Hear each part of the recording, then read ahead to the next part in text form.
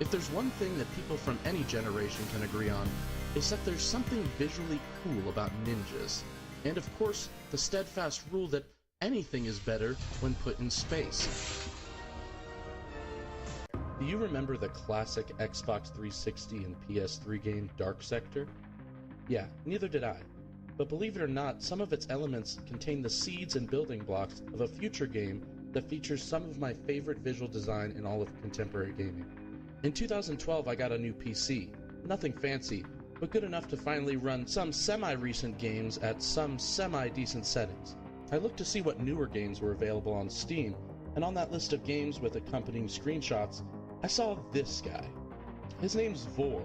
As an artist myself and a big fan of creative visual design in general, this single image of this sinister-looking hybrid freak and the other glimpses I saw of a stylish aesthetic that stood out from the rest of the games on that list made me download the game immediately and give it a try. That game was called Warframe. Warframe is an online third-person action game by Canadian developer Digital Extremes. In a world flooded with interchangeably generic fantasy MMOs and military FPSs, Warframe dares to be a wall-running, slash-and-shoot, stylish space ninja game. But here's the thing. It's free.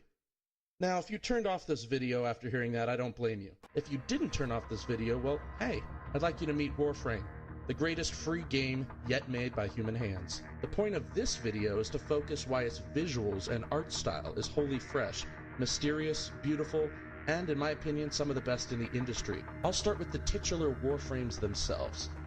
While Space Ninja was possibly the visual jumping-off point for the design team, the developers have cited influences ranging from Metal Gear Solid, more specifically and obviously its character Cyborg Ninja, to Zone of the Enders, Phantasy Star Online, and other mech-based or sword-wielding anime. But the influence that I see and really respond to, whether intentional or not, is that of French artist Mobius, whose beautiful sci-fi landscapes and characters are some of the greatest art of all time, and Warframe's visual style, in its weirdness, is very comparable. There's also hints of H.R. Giger in its more dark and disgusting elements. Everything seems just a little off and just a little creepy. These things have branched off into all kinds of other archetypes as well, from the noble to the zany. To go into why we as the player control these living armor golems would spoil too much of the story, but I'd love to touch on some of the Warframes I particularly enjoy. There's 33 so far. The guy that caught my eye first thing is Limbo. Limbo looks like a magician. He's dapper, has a design that alludes to a top hat, and he controls the void, which is a rift between dimensions. His sleek, playful design really showed me that Digital Extremes wasn't in this just to make badass ninjas. They were also open to a lot of other creative ideas. Inaros is basically the mummy Warframe, and he controls sand. Notice the coffin designs on his shoulders and how his innermost armor really resembles wrapped bandages. The toes of his feet each have a different hole on them emitting the color of energy you choose for your Warframe, as do his fingers. Nidus is a more recent Warframe who takes one of the factions, the Infested, and applies it to a Warframe idea. He's disgusting. You'll notice a theme throughout all the Warframes designs of bio-organic, mechanical elements with nature, or in this case, a parasite. He's sort of an analog to the female Warframe Saren, who uses poisonous gases.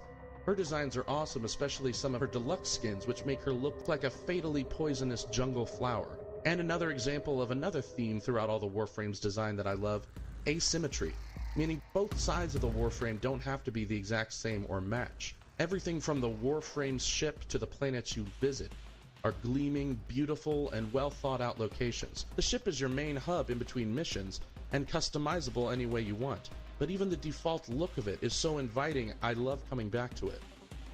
Then you have the different factions of enemies you fight. That guy I showed you before, Vor, he's what's called a Grineer.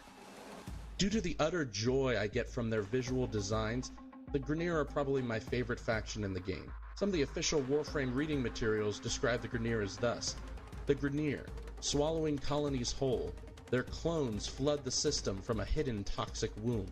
The Twin Queens, the Sisters, have sent their most beloved commanders on an urgent mission to protect the twisted crusade they have begun, to transform the scattered colonies into an empire, to see that the Tenno, hidden and asleep, will never awake. The Grineer are born in tubes, and you'll find these tubes throughout many of their tile sets.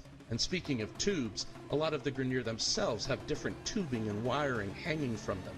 They're like walking experiments. Vor is awesome, but so are his various crazy and maniacal commanders.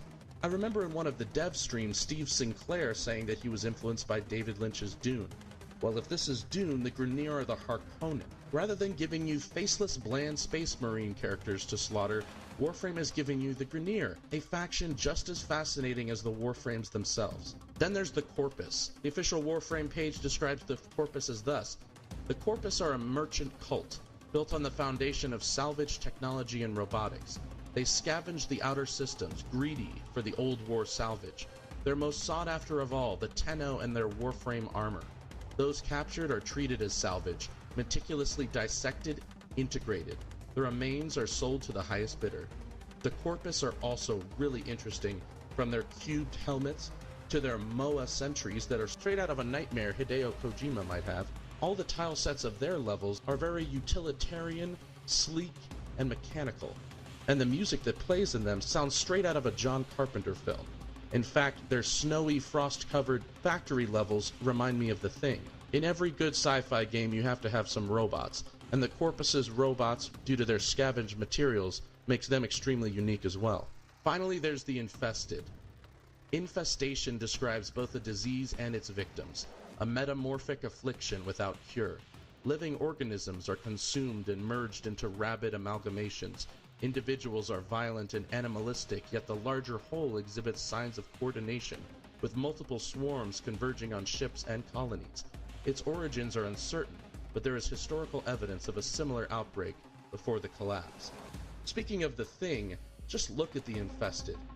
These things take already existing units from both the Corpus and the Grineer and add infection, and cover them in parasitic slime and tentacles. Their dripping, worming designs would make Jeff Goldblum's Brundlefly jealous. Most of the planets you'll visit are actual ones you're familiar with from our solar system, but their tile sets also are beautiful. From sandy deserts to dense jungles, the environmental visuals of Warframe shine as well. There's a lot of very subtle environmental storytelling.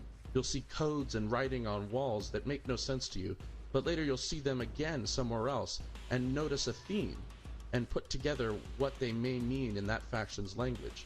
The amount of thought into the visual design of the planets is just staggering. I could go on and on as well about the brilliant alternative skins for the frames and all the different weapons. The weapons themselves are so interesting to look at that they make someone like me, who's not usually interested in weapons in games, want to collect them all and level them all up. The mother-like entity that helps you throughout the game is called the Lotus, and the game itself is like a flower. Not to get pretentious, but with all the constant updates, it is. It's always blooming. There's always new art to look at, or a new enemy type or game mode to look forward to. You have a developer that is hands-on and totally in touch with their own community. For instance, We got Spuzwick. Spuzwick. Well, guess what? You're getting an invite. You're coming. Oh, Spuzwick, no! so if in my clumsy metaphor Warframe is a flower, go download it. Add some water to that flower, and let's see how far we can make it grow.